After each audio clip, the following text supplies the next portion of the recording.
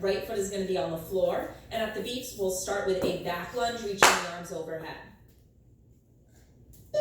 So hips are sliding down and back, that front right knee is staying stacked over the heel, and with your torso, you're hinging forward. So notice, where are my shoulders? They're right over the knee, they're not over my hips. That lean forward is going to help you keep the work in the front target leg. At the beeps, we're going to add in a slide to the back leg every time we're in our lowest lunge.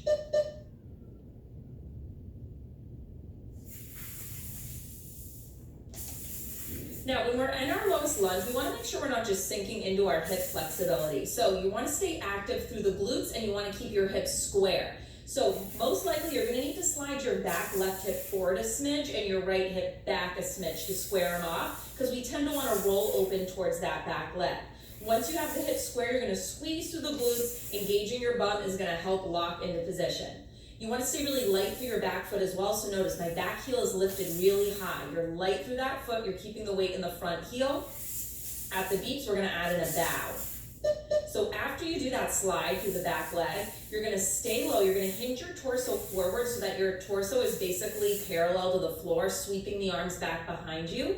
And then you sweep the arms forward and with control come up to the top. That part's very important. You're going to notice that once you swing the arms back behind you, it's going to be tempting to just bring everything up all at once. I want you to first bring the arms up overhead, pause, and then with control, rise up out of that lunge. You have 30 seconds to go here in this first combo. Keep it going.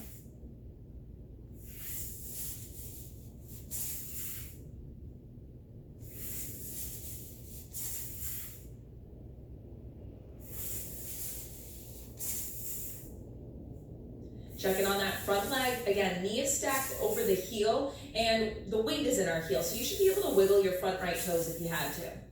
Last few seconds. Okay, you get 30 seconds to rest. We're gonna go on to combo two. Combo two is still targeting the right side of our lower body, okay? So same deal, I want your right foot on the floor and the left foot is once again gonna go on that slider. We're gonna switch to using our heavy weight, and you're gonna hold the heavy weight in the opposite hand, so in the left hand. The first exercise, or the first movement of the combo, we're actually not even really using the slider, but you're gonna have that left foot staggered about 6 inches to a foot behind the right foot, and we're gonna go into a deadlift. So notice, a deadlift is not a squat, it is a hinge, okay? So the first part of this movement is I want you to think of sliding your hips back. It's like someone's pulling you by the back of the pants, okay? So yes, my knee is bending here, but it's hinge, not squat. Our torso is staying long, our chest is staying open. Now we're gonna add in a sliding back lunge. So it's one sliding back lunge, and then one of those single leg deadlifts. You're here for 40 seconds. So that sliding back lunge, same movement we were doing in the previous combo, but it's a whole different ballgame now that we have that heavy weight. Same form cues apply though. I want you to keep that front right knee stacked over the heel, and when you slide into that back lunge, I want to see a hinge forward with your torso. So again, shoulders are aligned over the front knee, they're not over your hips. At the beeps, we're going to add in a row at the bottom of our lunge with that left arm. So when you're in that low back lunge, one row and then rise up. When you're doing the single leg deadlift, try to keep light through the back foot. So your left foot is helping with balance, but you shouldn't have a ton of weight in it.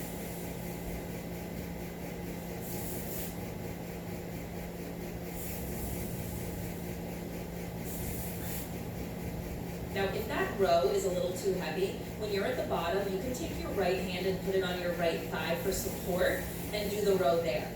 Make sure that your core is really active here when you go into that row, so picture you're knitting your ribs together. We're long through the spine, chest is staying open.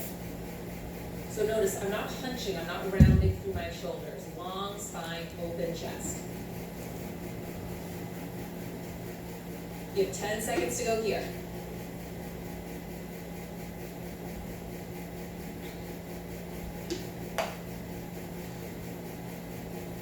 And rest. Okay, so right side of our lower body is done. Now we're going to do those same two combos, but on the left side. So grab your lighter weights. And you're a pro by now. It's going to be the exact same things.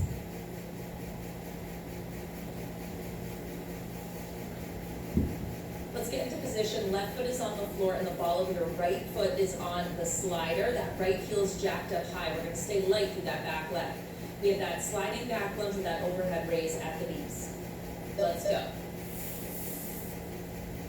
So when you're in your lowest lunge, I want you to picture that back right leg is making a diagonal line with your torso. So from the top of your head to that back right heel, one straight diagonal line. So to achieve that, you have to lean forward. I know I'm a broken record, but it's very important. Lean forward with the torso. That's gonna help you stay out of the back hip flexor. Okay, we're adding in that slide next time you're at the bottom. We're keeping the arms active here. Yes, the weights are light. It's not a huge burn for the arms, but just adding in the movement with the arms is going to fire up your core and require you to work a little harder to stabilize.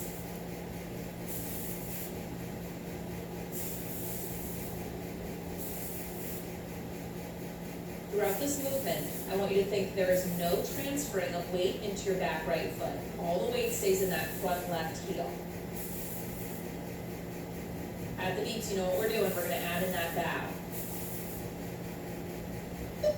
So after the next slide through that back knee, hold the low lunge, hinge your torso forward, really exaggerate it. Your torso is basically just hovering over that front thigh. Arms sweep behind you, they sweep overhead, and then you rise up out of the lunge.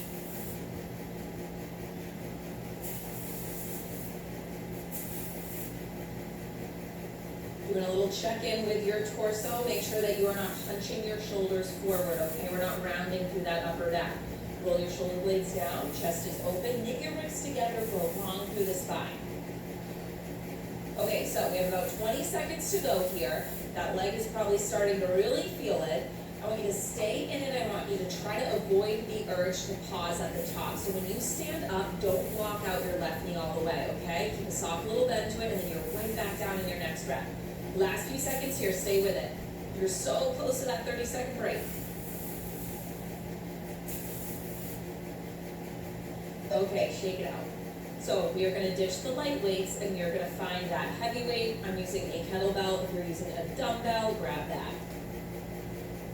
So we're still on the left leg. So left foot's going to be on the floor, right foot is going to be on the slider, and you're going to hold the weight in your opposite hand, so in this case, the right hand. We're going to start with that deadlift. So the setup is you have that right foot planted about 6 inches to a foot behind the front left heel, and you have the heel lifted high. So all the weight is in that front left heel. And then we hinge. The hips are sliding back. The torso hinges forward. We're not hunching them. So if you had a mirror in front of you, you would still be able to see what was ever written on your shirt on your chest. That didn't make sense. But if you were wearing a shirt with something written on the chest, you would be able to read it. Okay, let's add in that back lunge slide now. So it's one single leg deadlift, one back lunge. Lots of hinging going on. So this leg series is really going to hit hamstrings and glutes. You should be feeling it all throughout the back of your legs here and your butt.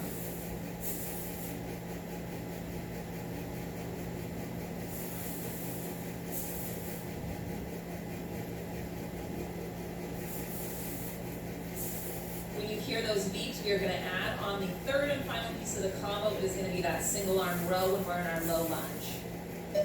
So you're going to slide back, row that arm up, elbow to the ceiling, and then come up. If these are not challenging you, then you are not using a heavy enough weight. I don't know about you guys, but I am feeling it through the back of that left leg here. Especially rising up out of the lunge. That's the hardest part for me.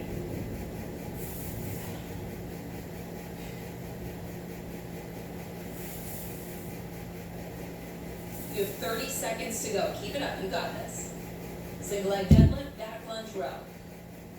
So I care more about quality than quantity. So you don't have to rush through these. You'll notice that I have kind of an even tempo here throughout it. I don't want you to add in pauses though. So I want you to try to stay active the whole time. It's fine if you're going a little slower, but I want to see continuous.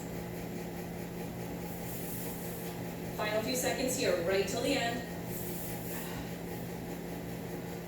and shake it out. Okay, so legs are gonna get a breather. We're gonna go into our final combo that we're building, and it's gonna focus on core and upper body, specifically triceps, as far as upper body goes. So we're gonna be in a plank position, and you're gonna need your both feet on sliders here. The first move is going to be a cobra. So you kind of start in a high plank, and then you bend your elbows with control, lowering to a forearm plank. So let's make our way to that high plank. Quads are active, glutes are active. From here, you're gonna bend those elbows, lowering down with control, and then march up one arm at a time. And if you're using a mat, you're gonna have to walk forward just so that those elbows are constantly hitting it. So you notice I march up, and then I just walk forward so that I always have mat under my elbows when I'm lowering. At the beeps, we are gonna add in a knee crunch when we're in that forearm plank. So you will lower down to that forearm plank. Now bend the knees towards the elbows, straighten them back out, march up, start from the top. Now with that march, I want you to make sure that you're alternating which arm you lead with every time. Okay, so don't always press up the same side every time.